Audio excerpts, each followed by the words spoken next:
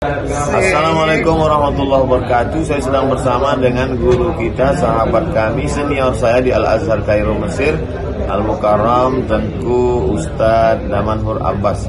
Jangan lupa ikuti kajian beliau. Yang tidak bisa, jangan ketinggalan ikuti kajian online beliau di channel Ustadz Damanhur Abbas Official. Subscribe, like, share, and comment.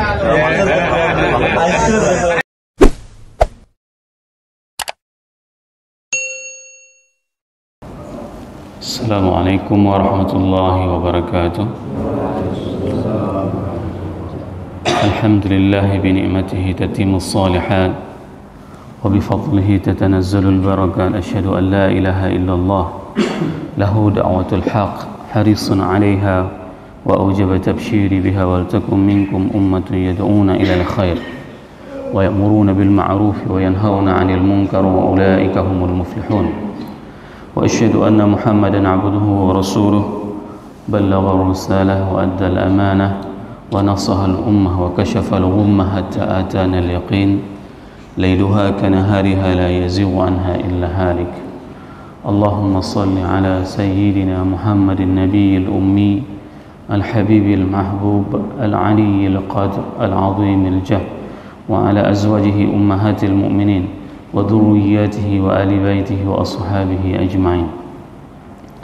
رب اشرح لي صدري ويسر لي أمري واحلل عقدة من لساني يفقهوا قولي. أما بعد. Para asatiz yang saya muliakan, ayah bunda yang saya cintai, dan bapak ibu jemaah salat subuh yang dirahmati Allah, marilah senantiasa kita memanjatkan puji dan syukur kita kepada Allah yang telah memberikan nikmat iman kepada kita sehingga kita dapat melangkahkan kaki kita untuk melaksanakan salat subuh berjamaah.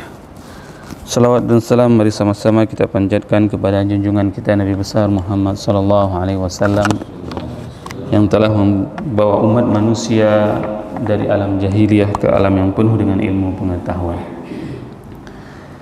Rasul sallallahu alaihi wasallam mengajarkan kepada kita berbagai macam aspek kehidupan sebagai pedoman hidup, di mana pedoman hidup tersebut dapat kita pelajari mulai para sahabat tabi'in dan para ulama, sehingga tidak ada satupun di antara manhaj hidup ini yang memang tidak diajarkan oleh baginda Rasulullah sallallahu alaihi wasallam. Bahkan para ulama terdahulu, mereka apabila mempunyai permasalahan, sering sekali dan kerap sekali mereka itu bertemu dengan Rasulullah sallallahu alaihi wasallam untuk menanyakan setiap permasalahan yang mereka alami.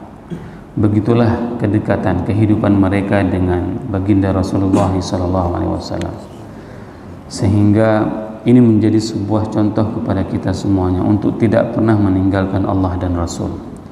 Sehingga dengan kita memperbanyak berselawat kepada baginda Rasulullah SAW, itu akan menjadikan ada sebuah kecintaan yang tertanam di dalam jiwa kita agar kita hidup dengan apa yang diajarkan oleh baginda Rasulullah SAW.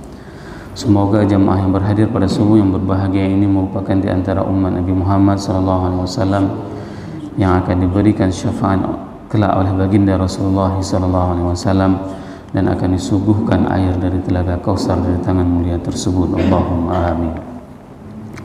Bapak ibu jemaah salat subuh yang dirahmati Allah, pada subuh yang berbahagia ini kita masih melanjutkan tafsir surat At-Takwir. Kita akan memasuki ayat 15. Allah berfirman, A'udzubillahi minasyaitonir rajim. Bismillahirrahmanirrahim. Fala uqsimu bil khunnas al-jawaril kunnas wal laili idza as'as was subhi idza tanaffas innahu laqawlu rasulin karim. Pada 14 ayat terdahulu, sebagaimana setelah kita jelaskan bahwasanya Allah bersumpah dengan dua perkara. Pertama sekali menjelaskan tentang bersumpah Allah tentang bagaimana tanda-tanda kiamat tersebut terjadi. Ketika matahari itu digulung, ketika bintang-bintang itu berjatuhan, semuanya itu disumpahkan oleh Allah. Nah, saat sumpah fase kedua yang dijelaskan di dalam surat Takwir ini adalah menjelaskan bagaimana dahsyatnya kejadian pada hari kiamat itu sendiri. Hari setelah terjadi sa'ah, yaitu yaumul qiyamah. Dan fase ketiga di dalam surat Takwir ini, Allah menjelaskan tentang bagaimana Allah bersumpah dengan hal-hal yang lebih penting lagi, yaitu yang pertama sekali Allah bersumpah tentang dengan bintang. Fala uqsimu bil khunnas, aku bersumpah demi bintang. Al-jawaril khunnas, yang pergi dan hilang, yang timbul dan hilang. Wal laili idza as'as, dan apabila malam itu gelap. Was subhi idza tanaffas, dan apabila subuh itu muncul. Innahu laqaulu rasulin karim, sesungguhnya itu semuanya merupakan perkataan dari Rasul yang mulia. Ini menunjukkan fase yang ketiga ini yang akan disampaikan oleh Allah setelah menjelaskan tentang tanda-tanda kiamat dan bagaimana dahsyatnya hari kiamat. Maka fase ketiga ini menjelaskan siapa sebenarnya pembawa berita ini. Sesungguhnya Nabi Muhammad itu merupakan adalah Rasulun Karim, di mana beliau itu bukanlah seorang rasul yang dikatakan oleh orang-orang jahiliyah, yaitu Nabi Muhammad itu adalah orang yang gila. Tidak. Akan tetapi pada saat Allah bersumpah dengan fala uqsimu bil khunnas, kenapa dengan bintang? Dikarenakan bintang-bintang ini merupakan salah satu petunjuk bagi orang-orang jahiliyah. Orang-orang pada masa jahiliyah mereka tanpa menyadari bahwasanya mereka menjadikan bintang itu adalah sebagai petunjuk bagi kehidupan mereka. Dan pada saat Allah bersumpah dengan bintang, maka itu merupakan sesuatu yang besar, sesuatu yang dahsyat, sesuatu yang agung. Sebagaimana Allah berfirman di dalam surat Waqiah, fala uqsimu bimawaqi'in nujum wa innahu laqasamun law ta'lamuna 'azim wa innahu laqur'anun karim fi kitabim maknun la yamassuhu illa al-mutahharun. Ini merupakan sesuatu yang dahsyat. Pada saat orang-orang kafir jahiliyah mereka menjadikan bintang ini sebagai petunjuk pada saat mereka ingin melakukan perjalanan di malam hari, maka mereka menjadikan bintang itu adalah sebagai arah kemana mereka harus melangkahkan kaki mereka. Dan mereka menyaksikan dengan mata kepala mereka bahwasanya bintang-bintang itu pada saat malam hari mereka muncul, dan pada saat siang hari mereka itu akan hilang. Dan ini sesuatu yang memang diciptakan oleh Yang Maha Kuasa. Mereka meyakini hal tersebut. Akan tetapi apa yang terjadi? Begitu mereka melihat sesuatu yang dahsyat di alam ini, namun itu tidak menjadikan bagi mereka untuk meyakini bahwasanya beriman kepada Allah. Inilah yang harus menjadi iktibar kepada kita Bapak Ibu jemaah yang dirahmati Allah. Berapa banyak hari ini kita melihat keagungan Allah, kebesaran Allah, keesaan Allah pada alam semesta ini, namun itu tidak terbetik di dalam jiwa kita bahwasanya ini merupakan adalah semuanya ciptaan dari Allah. Maka jangan pernah kita menyamakan diri kita, posisi kita, status kita itu sama seperti orang-orang jahiliyah terdahulu.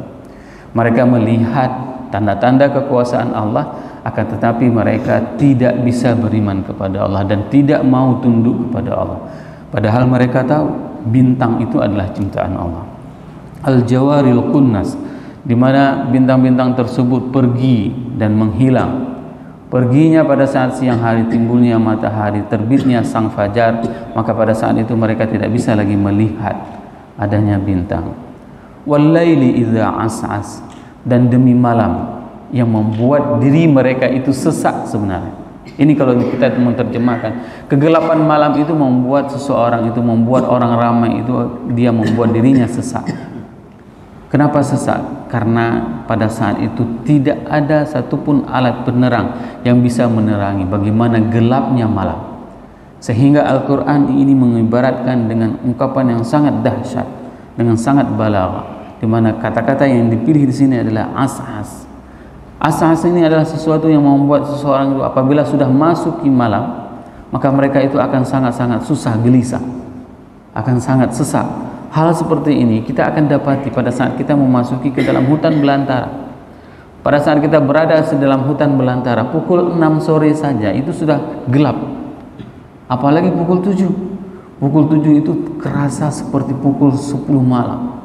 Begitulah Allah menjadikan dan mengibaratkan kepada kita semuanya tentang bagaimana sesuatu yang disumpahkan oleh Allah itu adalah sesuatu yang dahsyat.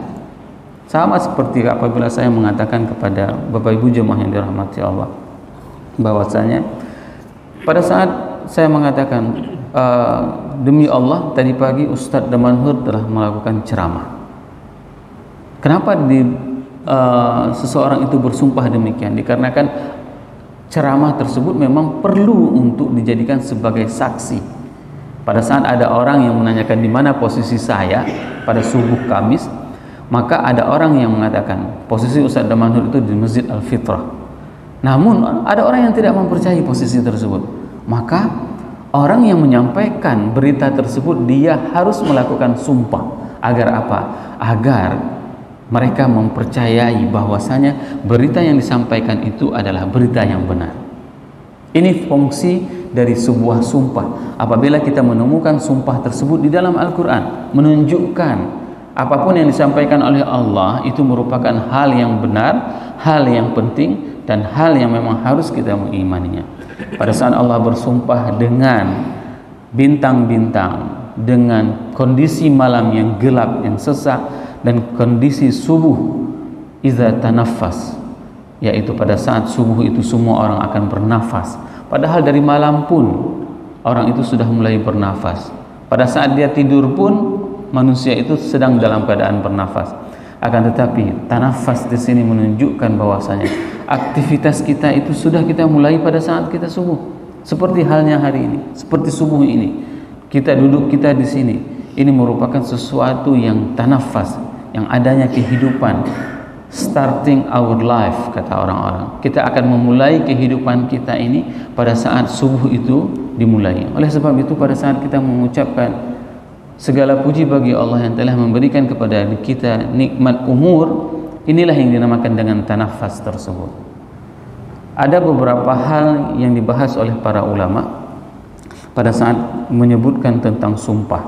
Di sebagian kawasan di Timur Tengah, sumpah itu bukanlah sesuatu yang memang hal yang urgent. Pada saat mereka berbicara dalam pembicaraan sehari-hari, khususnya di Mesir, orang-orang pada saat menanyakan, katakanlah misalnya menanyakan, siapa namamu? Mereka itu akan bisa bersumpah. Ya, misalnya mereka menanyakan ismake, misalnya dalam bahasa prokem sehari-hari, siapa namamu? Misalnya dia bisa menjawab wallahi ismi, misalnya seperti itu. Dan dia akan menjawab demi Allah nama saya, seperti itu.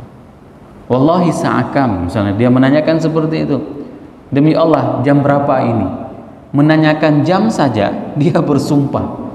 Begitulah tabiat orang-orang Arab yang pada hal-hal yang remeh-temeh mereka melakukan sumpah. Sumpah seperti ini bukanlah sumpah yang akan jatuh di dalam syariat.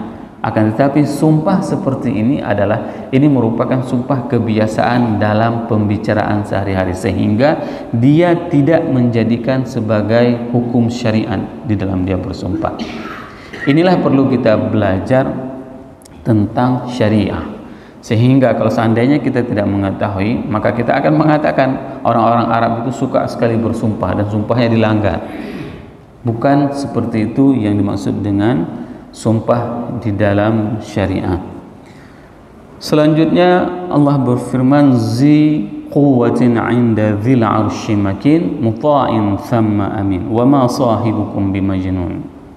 Ini merupakan ungkapan yang memberikan sebuah pembelaan dan Allah memuji kepada pembawa risalah, yaitu malaikat Jibril. Innahu laqalu rasulun karim. Sesungguhnya yang menyampaikan wahyu tersebut itu adalah Jibril, di mana beliau adalah Rasulun Karim. Dzi quwwatin 'inda dzil 'arsy makin, di mana Jibril mempunyai kekuatan. 'Inda dzil 'arsy makin. Kekuatan Jibril itu sungguh luar biasa. Rasulullah SAW pernah melihat dengan Jibril itu dengan pandangan yang langsung. Pada saat itu Rasul mengatakan satu sayapnya itu akan menutupi semua bumi ini. Satu sayap. Sedangkan malaikat itu mempunyai ratusan sayap. Uli ajnihatin mathna wa thulatha wa ruba'. Allah menciptakan malaikat itu dengan penuh dengan sayap-sayapnya. Bisa jadi satu sayapnya, dua sayapnya, empat sayapnya. Dan itu semua itu adalah ciptaan Allah, makhluk ciptaan Allah. Dan Jibril ini merupakan di antara malaikat yang mempunyai kekuatan yang sangat dahsyat. Apabila Jibril ini mendapat pujian dari para malaikat yang lain. Kenapa? Dikarenakan Jibril membawa Al-Quran. Sebagaimana yang sering kita mendengarkan tausiah pada bulan Ramadan, siapapun yang berhubungan dengan Al-Quran, maka mereka itu adalah akan mulia. Bulan yang diturunkan Al-Quran, maka bulan tersebut adalah bulan yang penuh dengan keberkahan. Orang yang diturunkan Al-Quran, maka orang tersebut adalah orang yang paling mulia. Nabi Muhammad SAW, pembawa Al-Quran, ya, utusan Allah, Rasul, pembawa Al-Quran, malaikat tersebut adalah malaikat yang paling mulia. Siapapun, ini menjadi ibrah kepada kita, pelajaran kepada kita. Jangan pernah diri kita untuk tidak menyatukan diri kita dengan Al-Quran, bermuamalah dengan Al-Quran, karena ini sangat penting Bapak Ibu jemaah yang dirahmati Allah. Dan ini sudah menjadi pelajaran, dan Allah telah memberikan gambaran kepada kita semuanya untuk tidak meninggalkan Al-Quran. Muta'in thamma amin, di mana dia itu merupakan yang taat. Wa ma sahibukum bimajnun, maka sungguh sahabat kalian itu bukanlah orang gila.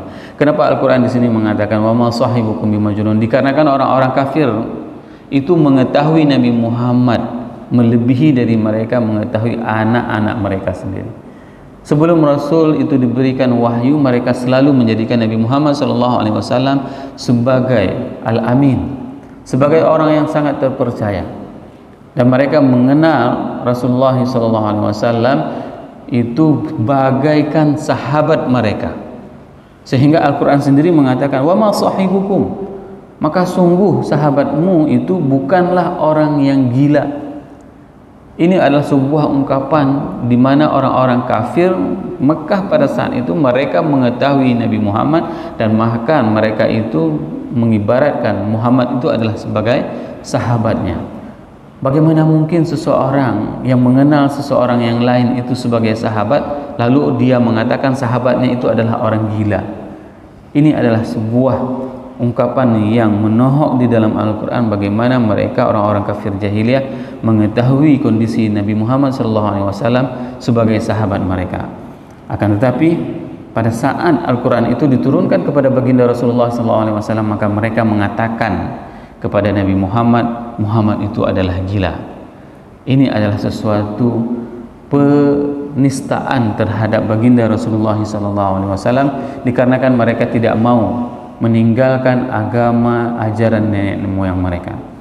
Para ulama mengatakan kenapa mereka tidak mau meninggalkan ajaran agama nenek moyang mereka, kenapa mereka bersikeras untuk beriman terhadap agama nenek moyang mereka, dikarenakan mereka, setiap para pembesar orang-orang kafir ini, mereka itu mempunyai para pengikut. Pada saat mereka masuk Islam, maka pengikut mereka itu akan hilang. Kekhawatiran terhadap para follower lah, maka mereka enggan untuk beriman kepada Allah dan kepada Rasul. Hari ini konteks follower tersebut diterjemahkan secara milenial. Bagaimana kita menerjemahkan para follower tersebut? Dikarenakan ada sebagian orang yang bisa dan mau berani membuat konten agar mempunyai follower yang banyak, padahal konten-konten tersebut adalah konten-konten yang memang dilarang dari segi syariat. Akan tetapi karena kehebohannya, maka mereka akan mempunyai para pengikut-pengikut, subscriber, likers, hanya demi dikarenakan untuk mendapatkan para pengikut jutaan, hanya untuk mendapatkan para follower jutaan, maka mereka rela dan berani untuk membuat konten yang memang konten tersebut dilarang oleh Allah dan Rasul. Semoga apa yang saya sampaikan ini bermanfaat kepada diri saya dan kepada jemaah semuanya, sehingga dapat meningkatkan keimanan kita kepada Allah dan kepada Rasul. Subhanakallahumma wa bihamdika asyhadu an la ilaha illa anta astaghfiruka wa atubu ilaik. Wassalamualaikum warahmatullahi wabarakatuh.